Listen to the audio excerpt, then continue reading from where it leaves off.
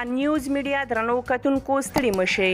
په دغه ویډیو کې طالبان وایي هڅه کوو تر خپلې ولکې لاندې سیمو کې دولتي ادارې فعالې کړو. طالبان وایي هڅه کوي چې په تازه نیول شویو سیمو کې دولتي ادارې فعالې کړي او پخواني مامورین یې بیرته په کار پیل وکړي. دا په داسې حال کې ده چې د بشري حقونو یو شمیر کورنۍ او نړیوالو بنسټونو په ځینو سیمو کې طالبان د یو شمیر خلکو په نیولو او وژلو تورن کړي دي.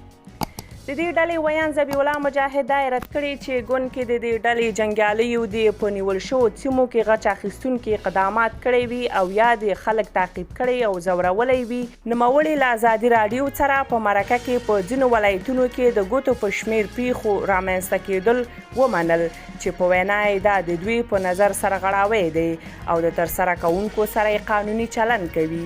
سره له دې چې دا وخت د طالبانو لخوا په تازه نیول شویو سیمو کې د ګڼو آزادو رسنیو خپرونې ځنډېدلې دي.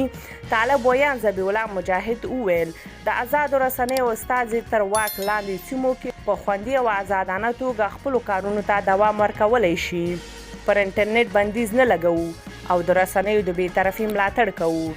مجاهد په ولایتي مرکزونو د بریدونو پر مهال د زندانونو په ماتېدو کې د خپل لوري ملامتیا رد کړي او ویل د زندانونو جنایي بندیان ځکه وتښتېدل چې د ښارونو د زندان ساتونکي د دوی تر ورسېدو مخکې زندانونه پریښي وو. د نوموړي په وینا د نجونو د زده کړو پر وړاندې یې تر خپلو واک لاندې سیمو کې کوم محدودیتونه نه دي لګولي او یو نیم ځای خلکو خپله خود سانسوري کړی او نجونې یې ښوونځي ته له تلو منې کړي دي. قدرمنو لیدونکو، هیله ده چې راپور به مو خوښه شوي وي. د نورو تازه خبرونو او راپورونو لپاره در سره د رایحان نیوز میډیا یوټیوب چینل سبسکرایب کړئ.